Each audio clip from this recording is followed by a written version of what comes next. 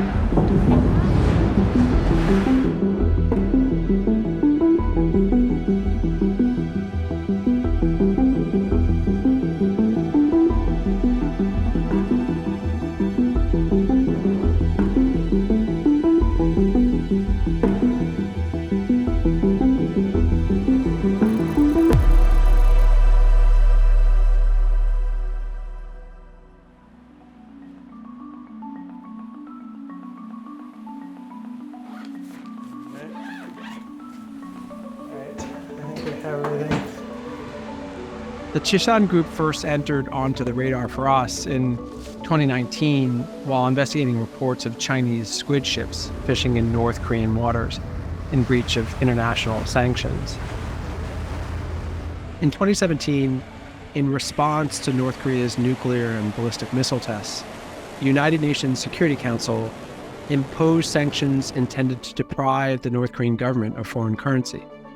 This included banning the presence of all foreign fishing vessels in North Korean waters. Since then, though, hundreds of Chinese ships have ignored these sanctions and continued to operate there.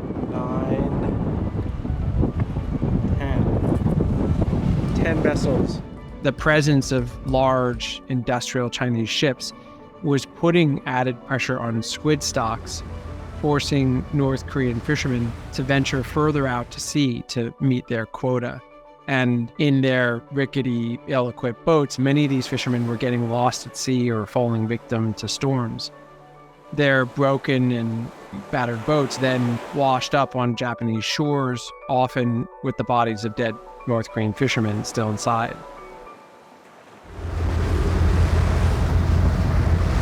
I think the first evidence we saw of perhaps questionable behavior by Chishan vessels was the fact that a number of those vessels had fished in North Korean waters in the last number of years. This is in breach of sanctions. We were able to identify these vessels fishing in North Korean waters using satellite tracking. So by using the satellite imagery, you're able to see what vessels are where. And so you can see that they're in those waters where they shouldn't be at that time. And then using ownership records and documentation, you can check who owns those vessels. The satellite tracking data, when it was matched with corporate records, clearly pointed to Chishan vessels as being part of this huge illegal fishing fleet that was in North Korean waters and helping drive the collapse of the squid stocks there. So we began looking deeper at Chishan's supply chain, and we started to see other pretty worrisome patterns of behavior among these ships. So there are a number of issues with Chishan-owned vessels. We've seen issues with AIS disabling. And I think even more significantly perhaps, it tranships with vessels as well routinely that have committed infractions like illegal fishing. There may have been cases of beriberi on board, things like forced labour, rights abuses, trafficking. And we also had a couple of cases of injuries on board with injured deckhands disembarked in Montevideo in 2021 and 2022. So at this point in our investigation, we were actually focused more on Montevideo, Uruguay, which is a major stopover for Chinese squid ships that operate off the Atlantic coast of South America. And we were focusing there partially because there was data that indicated, on average, Chinese vessels and other vessels were dropping off one dead crew member every 6 weeks, which was a pretty alarming number in our view. So in February 2022, my team and I went to Montevideo to investigate. There we met Jessica Reyes, who's one of the only Indonesian language translators in the city. Many of the deckhands on Chinese squid ships are from Indonesia. And for those deckhands who are sick or injured, Jessica is often their only lifeline. Apa masih tetap sama ya kirain ganti. Over the years, Jessica's translated for hundreds of Indonesian deckhands in distress, and she told us about a particular young man she had met in early 2021. His name was Daniel. So during Ian's visit to Montevideo, we zeroed in on this specific case of an Indonesian deckhand named Daniel. Daniel had been dropped off on the port in really grave condition. His body appeared to contain bruises from what looked like beatings.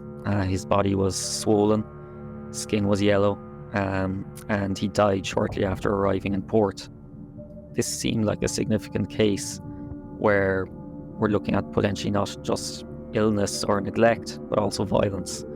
And so we wanted to tell Daniel's story and find out exactly what we could about him. Just prior to his death, Daniel had been working on a Chinese squid ship called the Zhenfa 7. He most likely died from complications caused by malnutrition, which raised major human rights concerns aboard the ship. So the Zhenfa 7 is part of what is now known as the Chinese Squid Fleet. What happens with this fleet is that Indonesian deckhands are hired for periods of up to 2 years, sometimes even as long as 3 years. They go out to sea and they fish these waters.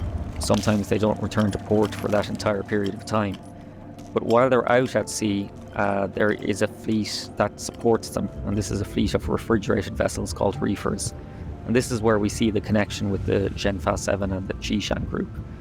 One of those reefers that regularly travels to the fishing grounds is called the Lurong Yuan Yu Yun 009. It's owned by the Chishan Group, and it has regularly transshipped with vessels owned by Zhenfa 7's parent company, which is Rongcheng Wangdo, including the Zhenfa 7 itself. To trace where the Zhenfa 7 squid went, we tracked the Chishan reefer by satellite to Shidao port in a place called Shandong province, which is a major seafood processing hub in China. We then hired a team of private investigators to locate and photograph the squid as it was offloaded from the Chishan reefer. That team was able to photograph squid bags that had the name of the Zhenfa 7's parent company on them. That company is called Rongcheng Wangdo. So when squid arrives back to port in Shidao, it's unloaded at the port and then it's carried by trucks to processing plants. Chishan Group owns a number of processing plants near to the port.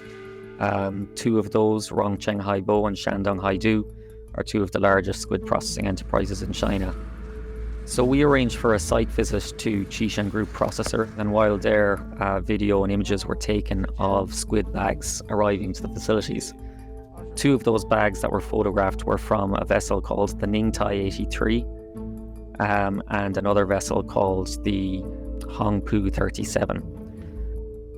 Now these two vessels are owned by companies that have a really extensive record of issues.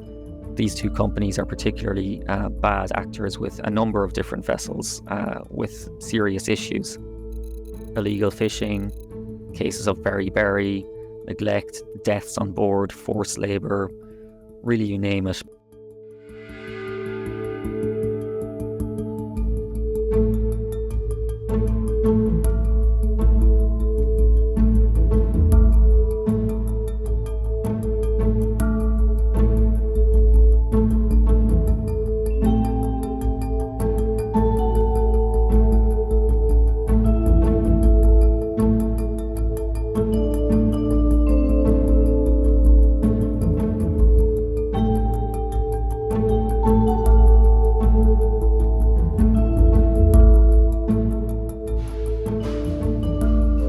So through some of the imagery taken during those visits, you can see very clearly that some of the squid product is actually all packaged and ready to go in boxes for a Spanish company called Inlet Seafish.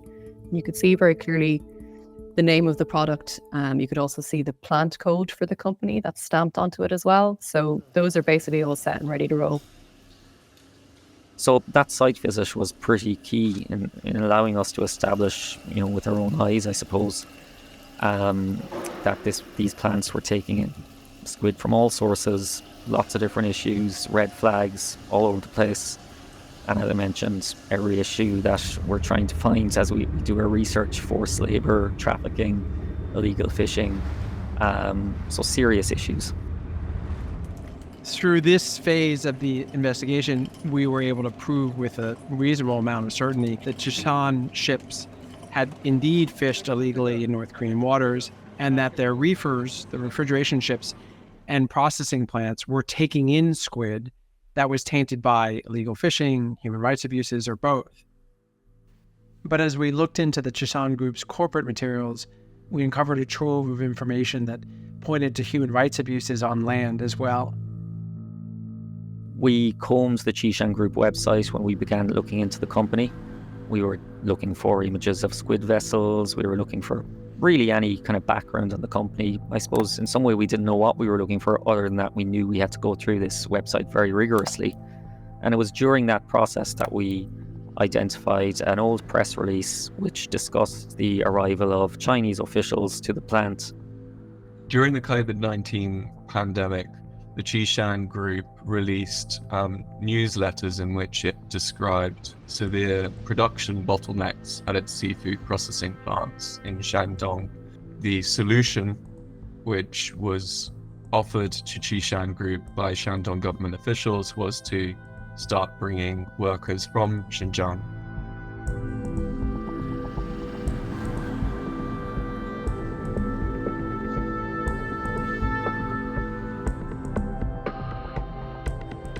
The Xinjiang Uyghur Autonomous Region in China's far northwest is the ancestral home of the Uyghur people, who are one of China's largest ethnic minorities. And since the early 2000s, the Chinese government has subjected the Uyghurs to pretty severe human rights abuses, including mass internment and forced labor. In response to human rights concerns for the Uyghur people and to keep products produced by forced labor from entering U.S. markets, the American government banned the import of Chinese goods produced wholly or in part by Uyghur labor. What we found on the website were about 100 newsletters, essentially internal corporate newsletters aimed at staff. And in those newsletters, the issue of labour transfer from Xinjiang was extensively discussed. There was celebrations for the first arrival of Xinjiang workers with photos of the Xinjiang workers arriving. There was discussion about the dietary needs of these Muslim workers, predominantly Muslim workers. So it was all very openly discussed in Chishan's own corporate literature. In addition to the Chishan Group's own corporate materials, we also found the issue of labor transfers openly discussed in state media. In China, the labor transfer program is branded as a form of poverty alleviation, so state-controlled news outlets report on it pretty widely and openly, often painting a rosy picture of grateful workers and patriotic corporations.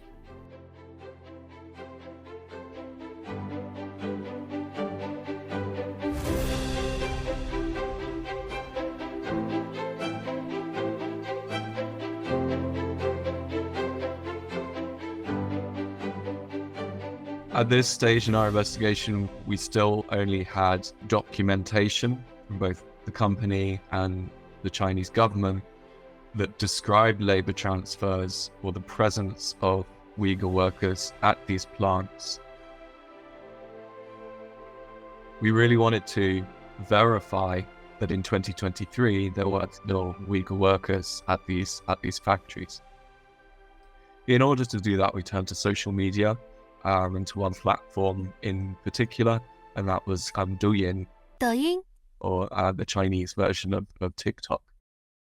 And somewhat surprisingly, we were able to find a lot of Uyghur workers were uploading videos from their own lives, their own workplaces to Douyin. And among those workers were workers with the Chishan Group. By using a form of social network analysis, we were able to identify a large number of Uyghurs who we believed had been transferred from Xinjiang to Shandong. And within that population, there were user accounts posting to Douyin footage that showed individuals working in seafood processing factories and walking around the compounds of seafood processing factories. To verify where the Douyin videos had been filmed, we used a variety of techniques, including looking at the workers' uniforms and any factory signage pictured in the video. We also used a form of geospatial analysis in which we compared the footage that we were seeing to satellite imagery of known Chishan plants like Rongcheng, Haibo. In this video, a Douyin user who we verified as being Uyghur records himself walking outside a processing plant. In the video, you can see dormitories set next to a workshop with a blue roof across from loading docks, which match perfectly with satellite imagery from Rongcheng Haibo, a Chishan plant nearly 2,000 miles from Xinjiang. We identified at least 218 workers that were transferred to the Chishan Group. We identified them through Douyin accounts. We identified them through state media reports and also through the Chishan Group's own materials, which, particularly the corporate newsletters, which mentioned specific figures of how many had arrived at such and such a time and so on. What usually happens, or what should happen when you're reporting on a company or a person, is that you contact them beforehand and you give them adequate time to explain their situation or to be made aware of some finding that you have about them. So initially we sent them actual physical letters that were sent by courier to the companies. We contacted them at Chishan Group, the actual corporate top level. We also contacted the individual processing companies who we were going to name. The Chishan Group's corporate office never replied to our letters or emails, and neither did Shandong Haidu initially. But Rongcheng Haibo did engage with us, and they denied all of our findings. Haibo said that they have no affiliation with any ships that fish illegally or commit human rights abuses. When presented our findings that they had been recipients of state-sponsored labor transfers from Xinjiang, they denied that as well. They stated, quote, "Haibo has never employed any Xinjiang workers," end quote.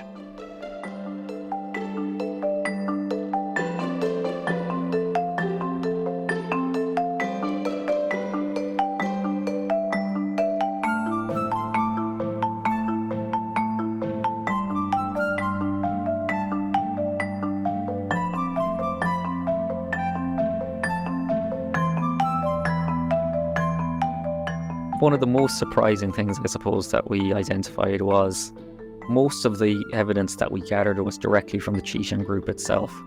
So, for example, you log on to the Rongcheng Haibo website. The first picture you see is of a vessel that was tracked fishing in North Korean waters in the last 5 years. So it's the first thing you see on the website. Next, the Uyghur workers. Again, it's all directly from their own materials, their own website. So when they're saying it themselves, that gives you a lot of confidence that this is happening. We identify shipments of seafood from Chishan Group facilities being exported to scores of countries, including United States, Spain, Germany, Netherlands, Portugal, Switzerland, Italy, Greece, Morocco, Vietnam, Philippines, Sri Lanka, the list goes on. I think it's more complicated than just describing, for example, the Chishan Group as an individual bad apple. For consumers, what they might want to take away from this is how complicated the seafood industry is, how complex supply chains are, and how it is up to you as a consumer to check. We produced a tool that we've called Bait to Plate, and it's for consumers, for anyone at all really, to have a look and see how the supply chain pans out and what the connections between companies could be to vessels that have been involved in IUU or fishing abuses at sea, or any of the issues that have been raised in our investigation.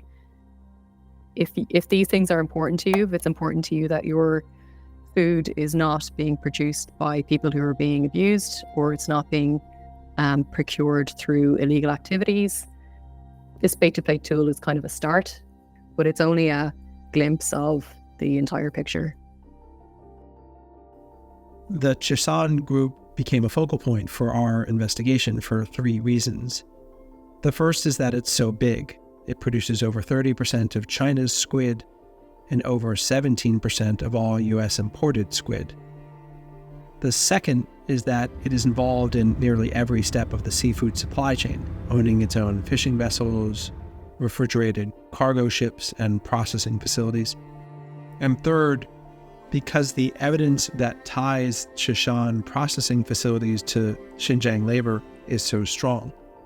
But the bigger picture here is that the Chishan Group is not unique, and the issues we found in the Chishan Group's supply chain are not exclusive to them. What we found was that many companies are tied to a variety of similar problems with forced labor or illegal fishing. And truth be told, the pervasiveness of these problems is why the global seafood industry likely will have to assess how it monitors its supply chains, especially those that route through China.